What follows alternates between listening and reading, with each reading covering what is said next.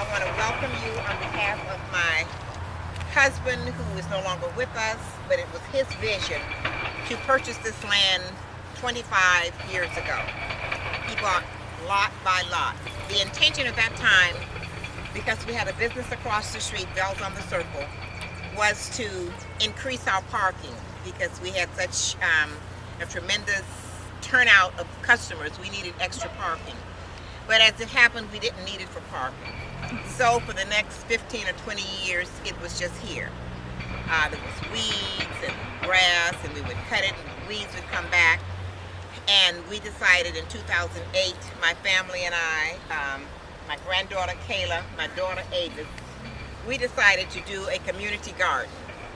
So we asked the members of the community, and I want the members Don Smith and Eugenia Boyd. You know, they say that it takes a village to raise children. Well, it took 3 people to clear this lot of 1,000 rocks and I don't know how many pieces of grass. But we got out here and we worked all summer long, and it happened. And then we decided to do a planting, and we created a V. So they said, what is the V for? Is it for victory, veil, whatever? We said, let's just say it's for veil, and it's going to be where we're going to start. So that's where we started. So Eugenia Boyd, Don Smith were the original incorporators of our community garden. And I want to thank them. It's because of them that we're here today. Don took a little saw about this side and cut down huge leaves, tree trim, trunk all the way around the garden. And when he said he had a saw, I'm looking for a huge saw like this. When he comes back with like something like this, I said, oh my God, what is he going to do with that? But with that small saw, we cleared the perimeter of the property. And that's where we're standing here today. And after we started in 2008, the first person that I visited in the community was Reverend Weaver, whose church is across the street, Balm and Gilead. So I went over one Sunday morning with my garden clothes on, and the parishioners looked and says, look like it's Sister Vale, but she's not dressed for church this morning. So I told him what we were doing and asked him if he would participate and join us. So Reverend, would you step up here with me, please? He came and joined us, and his parishioners did a small garden in back of us, and they were our first partners.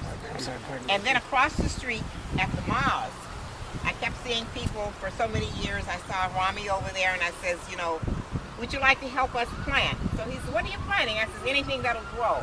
So he came over and joined us, and this morning I'm just so delighted to have Iman Masoudi here, who joined us, and I want to welcome you. They are our partners in the community. We had volunteers. Janelle was here. Mr. Johnson, who passed away a couple of years ago, was our arborist at that time. He told me all the things that I didn't know. And what I didn't know was anything about the garden. So he was right here with us. And then as we grew, we had volunteers. Green Triangle, a young man named Hank Haberman came with Green Triangle, and out of Green Triangle came Josh Copen, who is our director of everything that we need. Step up, Josh. And then, you know, it's always people that, Janelle, I need you up here. And our garden volunteer director, Carl Green. I hadn't seen Carl in a little while because Carl had been busy and we just got back in the garden. I happened to go to the store to get a paper. They were out of papers, and there was Carl. So Carl stepped right in as though he had not been missing again. So we have Dion Thomas, who lives on Central Avenue, and who's also one of our collaborators in garden. And then I was very fortunate to join a group and to be able to work with them called Environmental Health Watch. Kim Foreman. Kim. And I'm sure there are lots of other people whose name maybe that I haven't called, but my children, my darling daughter, and my granddaughter, we are like third generation, even though we did not have a garden here in Cleveland. We're fourth generation of farmers and gardeners who planted this, who've been planting gardens through the years. My granddaughter Kayla, my son Don, who lives in LA and his family, his wife Rashida, Noah, Ethan, Sahai Rose, my other two grandkids in Detroit, Kari and Dara. I have 6 grandchildren, and they all have been involved in the operation here. Also, our straw bale greenhouse is in the back of us, was put together by Brad Massey and 1,000 volunteers who came from all around the country to help make this happen. So this is truly a community garden. It's what community is all about. People came together. Dale Natler, whom I met a couple of years ago, is here with us, who was with Crown Point at that time. So she's been an ardent supporter of ours, and we're just very delighted to have everybody here. And UPS, this would not be today unless you were here. So I want to thank UPS, the Fruit Planting Tree Foundation, the, what's the other group that? Earth Day Network. Earth Day Network Coalition. Eric, who traveled all the way. I want to say you came from Mozambique, but you didn't. No, I did not come from Mozambique. Yeah, Bring on closer. well, I know you came from a long way to be here with us. So I just want to welcome everyone, and now I'll turn the program over to Eric. Thank you very much. You're Tough welcome. act to follow, though. Wow. As Belle said, my name is Eric, and I'm with the Fruit Tree Planting Foundation. Okay, show of hands. Who has heard of us before? Yes. Yeah, I didn't think so. Yeah, 1 or 2. There's always 1 or 2 in the group. But we're a non-profit international organization, and our goal is to install orchards, fruit orchards, in places just like this. We do community gardens, we do parks, we do schools, we do Indian reservations. She just mentioned Mozambique. A group just went out there to plant 2,000 trees for orphanages in Mozambique. We're planning to go to Brazil next year to do a similar project. Our purpose, our goal, our mission is, we think it's important to have good, healthy food close by. And we think it's not just a privilege, it's almost a right that you should be able to have a fresh apple off the tree that's not covered with pesticides and didn't come from halfway around the world and is 2 months old. So what we try to do is help people just like Belle reach their goal and putting in these trees today. We're part of a project here called Fruitful Neighborhoods, and from very generous contributions from UPS and the Earth Day Network.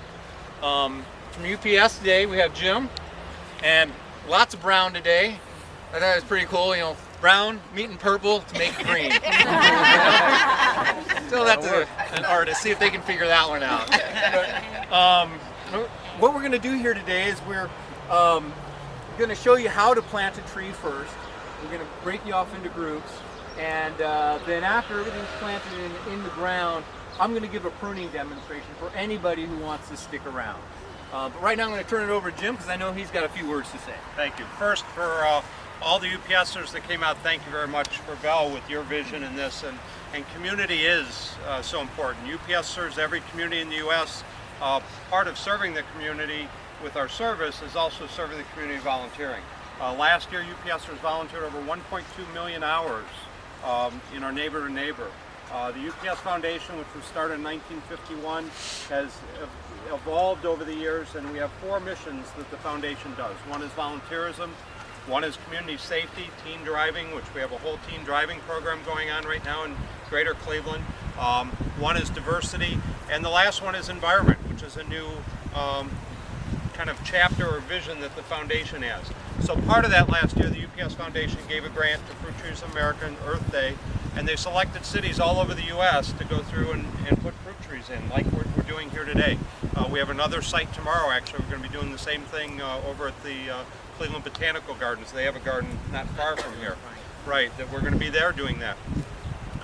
But this is in all over the U.S. and the big part of that, when UPS gives money, we also give support, and you'll see all the people here today that are doing that.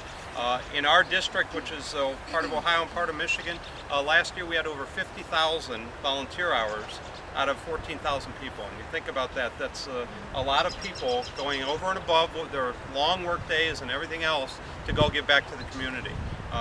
United Way, I'll just say one thing on United Way, UPS since 1982, as UPS employees have given over $1 billion of dollars to United Way, and that's the largest company that's given money to United Way. So we're there trying to make our community stronger in our service, providing our pickup delivery service, as well as helping like events like this. So one, safety first, and we're all about safety, and that make sure. There's a lot of rakes. I saw 2 rakes that were pointed the wrong way. If you step on it, you're going to get a rake in the face. That's first. So please be careful with the equipment that you have in your hands. The second, there are a lot of uneven surfaces out there. So be careful walking. You don't have to rush through it. You're going to find there's holes that you didn't see. So we don't need any twisted ankles or anybody falling. You mentioned rocks. There's plenty of rocks you're going to see, so you didn't get them all because they'll dig, but there's a lot of trip hazards. So just be careful out there. We want to do this, but we want to make sure we're safe while we do it. So that's it. So, Well, I have one other. Okay. I just saw Hank Haberman that came in. Hank, where are you? Would you please come up here? He's one of our original garden incorporators. In fact, along with Eugenia and Don, Hank came on board, and Hank was, out of all of us, was the only one that I thought really knew anything about gardening and soil and what was going on. And I cannot forget Mackenzie Brown, who actually brought the Fruit Foundation application to our attention, and also Nicole Varden, who was one of our first volunteers, and John Fellerstein from John Hay High School, the environmental class that came, Professor Janet Fisco from Oberlin College, Professor Kathleen Bennett from Ohio State University's Landscaping Department. They were fantastic. The Ronald McDonald House, all of our neighbors, I cannot forget them, who came and gave us a hand in the very beginning. Hank, thank you. All right, Eric, you want to show us what to do here? I will, and then we'll. We're going to cut the ribbon. Where's the ribbon? We have a ceremony of ribbon cutting. And in Bell style, this is naturally a ribbon that we chose, the color, and there's scissors that we use all the time. Here, let me hold this side because you're going to be cutting. You don't gonna get to be cut. holding. Oh, okay. Should we on this side or that? We should be cutting. I don't know who's taking the pictures. You got to be so Yeah. everybody can so you can see the camera.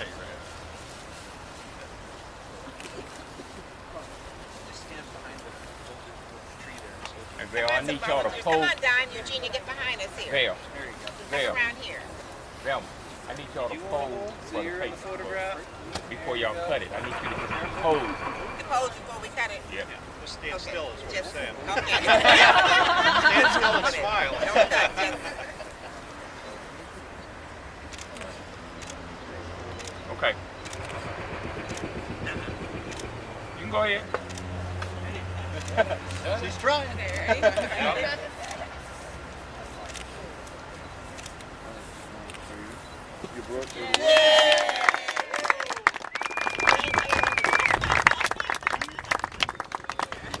Okay, now before you guys start digging, I got some instructions first. I've already got this hole ready, but what I need you to do is we're going to break off into groups of 2 or 3. Everybody grab a shovel and or a hard rake. Yeah, we're going to put that one in for them. Do it real quick. Rake and a shovel. First, before you start digging, this is important because if you miss this step, you're going to hate yourself later. Okay, so it's very important you do this step. It's a little bit difficult, but again, if you don't do this step, planting this tree is going to be very tough for you after you've dug your hole. What you need to do is take your shovel and go around and just put a little little cut in the turf around where you're going to dig the hole. Then with the tip of your shovel, you need to take the grass off. Move it out away from your hole. Don't just put it right there. Put it way over there. The bigger you make this bare circle for yourself, the easier your life is going to be. Because what you're going to do is once you've got that 4-foot circle cleared, you're going to start digging. And you're going to take your dirt and you're going to put it on that nice clean dirt you just made. If you take your dirt and you just dump it haphazardly in the grass, when you come back to fill it in, you're going to lose more more than half and you're going to run out of dirt. So I'm telling you this now because somebody's going to go, that's good enough. And then you're going to be scrambling for dirt later. This is a kind of tough dig today, so dirt's going to be a high commodity today. You're going to want every last little bit you got. So first thing you do, cut your circle around with the tip of your shovel. If you want, you can make like pizza cuts across it too. That might be easier to get it off. And then start from the outside and move your way in the circle. Nice big circle. I probably made this one a little small. I should have come out another 4 inches, but I was kind of scrambling. So you got that. Then you dig your hole. We only need the holes as deep as our root ball. And a root ball is in the pot.